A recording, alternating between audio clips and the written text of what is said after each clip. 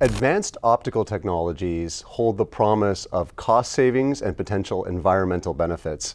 Robert, how does inFocal's advanced laser technology introduce environmental benefits at the same time as you're bringing cost savings to the packaging and labeling industry? The technology that we invented allows us to use lasers in applications that were previously impossible. And that opens the door for a whole new list of applications that will actually help in becoming a more sustainable environment. Currently, if you look at, for instance, the food and beverage industry, the dominant technology used for writing expiration date is inkjet, which has a lot of negative points to it. One of the things, it's polluting the environment. It's literally a consumable that's added to the process, but it's also very maintenance sensitive technology, meaning it actually causes a lot of downtime in the production facilities. And the entire market... So the ink itself and the equipment as well are both creating costs and problems. It's both cost, it's a less efficient way of producing, and the entire market has actually seen that inkjet is, well, I'm not going to say a dying technology, but it needs improvement. And the only alternative that they came across was laser-based technology. You can also use a laser to write expiration dates or to add any kind of coat to any kind of material, but you need specific technical advancements in order to make it possible to do this on all different kinds of surfaces and all different kinds of materials. That's where our technology comes in. We didn't invent a new laser, we actually just added our optical technology to existing laser-based technology, and we can now produce entire systems with our technology incorporated into it that can fully replace inkjet without having any consumable and with virtually no maintenance compared to inkjet. And that's the cost-saving part.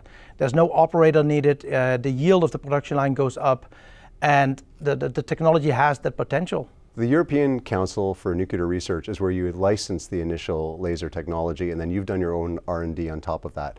Can you talk about the journey that inFocal went through to securing that license from CERN and then building on top of it? One of the co-founders of inFocal, my CTO Martijn, he was actually working for a venture building company, a program, and one of the technology providers is the CERN Institute. So when he heard about this technology, he knew that this was actually the chance that he was waiting for to start his own company.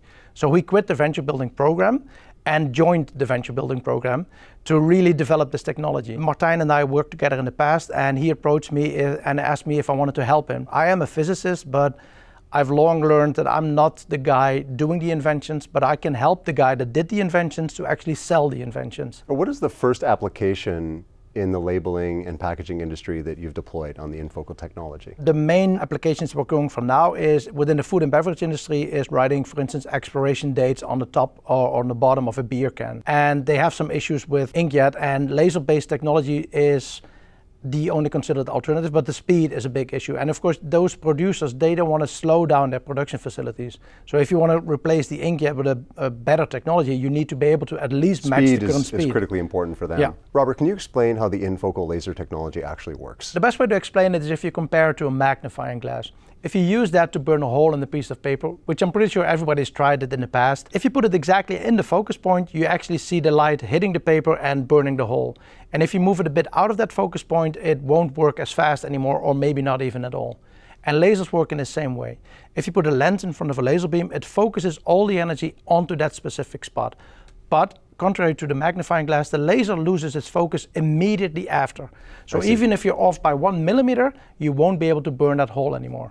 And our technology actually takes that small focus point and translate that into a focus area that's orders of magnitude bigger. You're also able to print on a surface that's not flat. Yeah. How does that work? That's actually the exact same way.